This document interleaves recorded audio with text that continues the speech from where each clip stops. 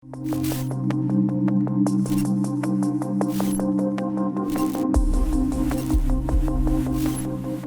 დაიხურა კვირა და რას ველით მიმდინარე ეკონომიკური კალენდრის გათვალისწინებით. დეტალებს გვიზიარებს ნიკა მაზანაშვილი, მივესალმებით გალტენ ტაგარტის საბროკერო მიმართულების გაყიდვების დეპარტამენტის ხელმძღვანელს. ნიკა, დილამშვიდობისა.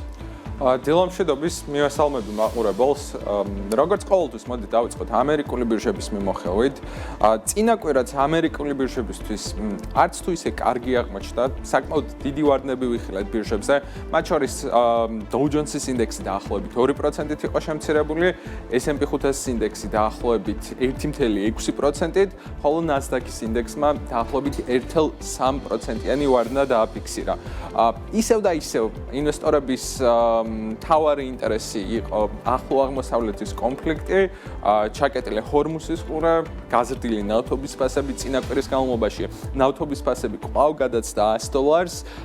ნავთობის ფასები ზოგადად ძალიან ვოლატილურია და შესაბამისად ბირჟები საკმაოდ ვოლატილური იყო, რადგანაც ინვესტორებს უწევთ იმისი გათვლა თუ რამდენ ხან შეიძლება გაიწელოს ეს კონფლიქტი, რა თქმა უნდა გაზრდილი ნავთობის ფასები ავტომატურად ნიშნავს გაზრდილ ინფლაციას, შეიძლება საპროცენტო განაკვეთები არ შემცირდეს და ამაზეც ვისაუბრებთ. მიმდინარე კვირაში არის ფედერალური რეზერვის შეხვედრა და ისიც საკმაოდ საინტერესო იქნება, რას ისაუბრებს ფედერალური რეზერვი და ასევე სხვა საგანგაშო სიახლეებიც იყო, მაგალითად წინა კვირის განმავლობაში მოხდა ამერიკის მეოთხე კვარტლის თლიანი შიდა პროდუქტის გადახედვა და 1.4%-დან 0.7%-მდე შეამცირეს ზრდის მაჩვენებელი. აუცილებლად უნდა ვახსენოთ ისიც, რომ private credit-ში, ეგრეთ წოდებულ კერძო სესხებში საკმაოდ დიდი პრობლემები შეინიშნება ამერიკაში და არა მხოლოდ ამერიკაში და ესეც ძალიან დიდ და ნეგატიურ გავლენას ახდენდა ფინანსურ სექტორზე და ესეც ჯამურად ბაზრებზე აისახა და ამის გამო ვიხილეთ საკმაოდ დიდი ვარდნები წინა კვირის განმავლობაში, როგორც უკვე ვისაუბრეთ. თუმცა ცალკეულ კომპანიებს ჰქონდათ საკმაოდ კარგი სიახლეები და ცალკეულ კომპანიებზეც რო ვისაუბროთ, მაგალითად წინა კვირის განმავლობაში კომპანია Oracle-ს ჰქონდა საკუთარი კვარტალური შედეგების პრეზენტაცია. Oracle ბოლო რამდენიმე თვის განმავლობაში დაახლოებით 50%-ით არის შემცირებული, შეგვიძლია ჩარტზეც დავინახოთ.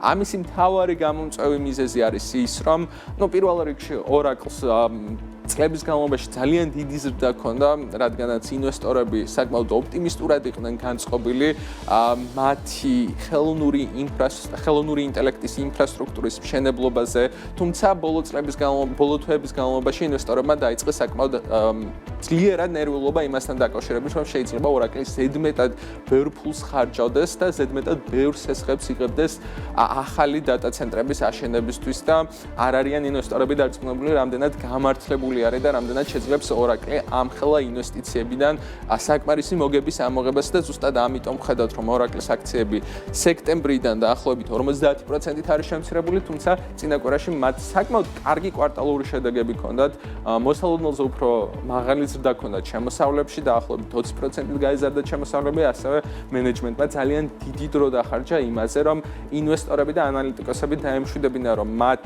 არ შეექმნებათ პრობლემები სესხების კუთხით, ბევრ სხვადასხვა კაპიტალის მოზიდვის დივერსიფიკაციას მიმართავენ, მოიზიდავენ დამატებით 50 მილიარდ ახას როგორც ობლიგაციების, ასევე აქციების გამოშვებით დახმარებით და ჯამურად ისინი არ ნერვულობენ იმასთან დაკავშირებით, რომ შეიძლება რაღაცა სესხებთან დაკავშირებული პრობლემები შექმნა. წინა კვირის განმავლობაში, როდესაც ეს შედეგები გამოცხადა, Oracle-ს დაახლოებით 10%-იანი ნახტომი ჰქონდა, თუმცა როგორც ხედავთ, ჯამურად მაინც საკმაოდ შემცირებული არის Oracle-ის აქციების ფასი. ისევ დატა ცენტრების და ხელოვნური ინფრასტრუქტურის განვითარების კომპანიაზე რო ვისაუბროთ, კომპანია Nebius ჰქონდა წინა კვირაში საკმაოდ საინტერესო სიახლე.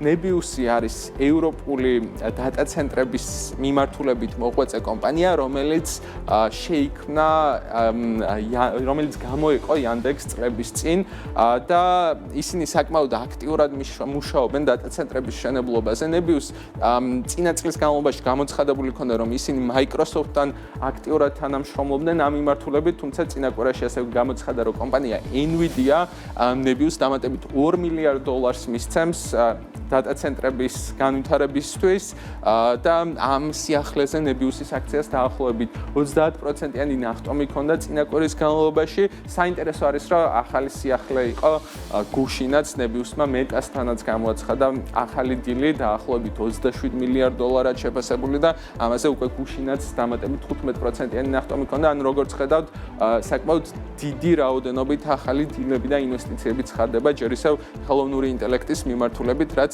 თავად ნებიუსის აქციების ფასზე საკმაოდ კარგად აისახა, თუმცა აქაც ხედავთ, რომ ჯერჯერობით კომპანიის აქციების ფასი პიკზე არ არის ასული, რომელიც ნებიუსაც წინა წელს სექტემბერში ჰქონდა მიღწეული. და ბოლოს შედარებით პატარა ზომის კომპანიაზე რომ ვისაუბროთ, რომელზეც PMG-ში ჯერჯერობით არ გვესაუბრია, კომპანია HIMSE. HIMSE არის ტექნოლოგიური კომპანია ჯანდაცვის სფეროში, რომელიც მომხმარებლებს პირდაპირ აძლევს საშუალებას, რომ სხვადასხვა მედიკამენტები და პრეპარატები ონლაინ შეიძინონ. HIMSE-ის აქციების ფასი საკმაოდ შემცირებული არის ბოლო რამდენიმე თვის განმავლობაში. მთავარი პრობლემა HIMSE-ის შემთხვევაში იყო ის, რომ მათ Novo Nordisk-ი უჩიოდა, რადგანაც ისინი ყიდიდნენ საკუთარ პლატფორმაზე სიგანხმდრის წამლებს, რომელიც იყო Novo Nordisk-ის ერთ-ერთი ფლაგშიპის ალტერნატივა. თუმცა წინა კვირაში გამოცხადა სიახლე, რომ HIMSE-თან თანამშრომლობას დაიწყებს Novo Nordisk და მისცემს საკუთარი წამლების მათ პლატფორმაზე გაყიდვის საშუალებას, რაზეც HIMSE-ის აქციას წინა კვირაში დაახლოებით 50%-იანი ნახტომი ჰქონდა, თუმცა აქაც ხედავთ, რომ ჯამურად თუ შევადარებთ კომპანიის აქციის ფასის პიკს, საკმაოდ დიდი მანძილი აქვს გასავლელი აქციას, რომ საკუთარ პიკს დაუბრუნდეს. რო გადავინაცვლოთ ევროპისკენაც, ევროპაშიც და აზიაშიც ჯამურად დაახლოებით იგივე სურათს ხედავთ, რაც ამერიკაში. ევროპული სტოქს 600 ინდექსი, რომელიც ევროპის 600 ყველაზე დიდ კომპანიას აერთიანებს, წინა კვირის განმავლობაში დაახლოებით 0.5%-ით შემცირდა. აქაც რა თქმა უნდა მთავარი მიზეზი და პრობლემა, რის გამოც ინვესტორები ნერვიულობენ, არის ნავთობის ფასები და ევროპას განსაკუთრებით ურტყავს გაძვირებული ენერგეტიკის ფასები, რადგანაც გაზის ფასიც საკმაოდ გაძვირებული არის ევროპაში და აქ კრისტინ ლაგარდმა, ევროპის ცენტრალური ბანკის პრეზიდენტმა გააკეთა წინა კვირაში განცხადება, რომ ისინი ძალიან აქტიურად აკვირდებიან ენერგეტიკული პროდუქტების ფასებს და მზად არიან ჩარევისთვის თუ დაინახავენ, რომ შეიძლება ინფლაცია ზევით წავიდეს და აღარ დარჩეს მათ, ასე ვთქვათ, target ნიშნულზე. იგივე სურათს ხედავთ იაპონიაშიც, იაპონური ინდექსებით საკმაოდ შემცირებული იყო იმის გამო, რომ იაპონია ძალიან დამოკიდებული არის ნავთობის და სხვა ენერგოპროდუქტების იმპორტზე. ნიკეის ინდექსი დაახლოებით 3.2%-ით იყო შემცირებული, ტოფქსის ინდექსი ასევე დაახლოებით 2.3%-ით და ბოლოს ჩინეთზეც რო გადავინაცვლოთ, ჩინეთის შემთხვევაშიც ინდექსები შემცირებული იყო, შანხაის ინდექსმა დაახლოებით 0.7%-იანი ვარდნა დააფიქსირა. ჩინეთიც ნავთობ პროდუქტების ერთ-ერთი არა, ყველაზე დიდი იმპორტიორი არის მთელ მსოფლიოში, თუმცა საინტერესო არის, რომ ბოლო წლების განმავლობაში ჩინეთს საკმაოდ გაზრდილი აქვს საკუთარი ნავთობ პროდუქტების სტრატეგიული რეზერვები, წინასწარი გათვლებით და ანალიტიკოსების პროგნოზებით მათ აქვთ იმდენი რეზერვები, რომ შეიძლება დაახლოებით 3-4 თვის განმავლობაში იყოთ, თუმცა მაინც საგანგაშო არის ნავთობის ფასების ასეთი ზრდა ჩინეთისთვისაც და რაც შეეხება უკვე მიმდინარე კვირას, საკმაოდ საინტერესო კვირა იქნება, რა თქმა უნდა.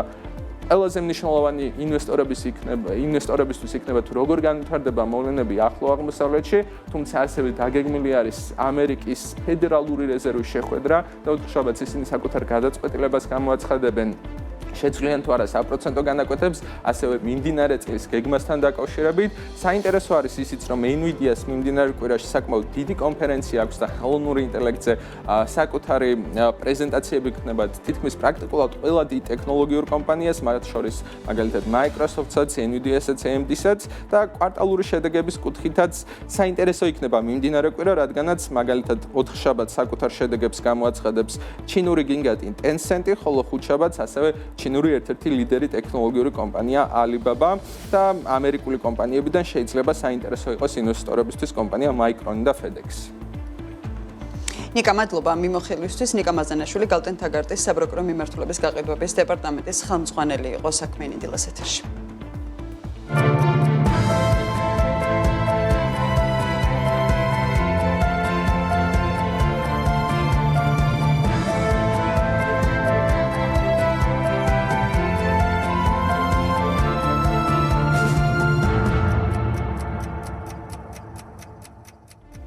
და როგორც ჩვენგან უკვე მოისმინეთ,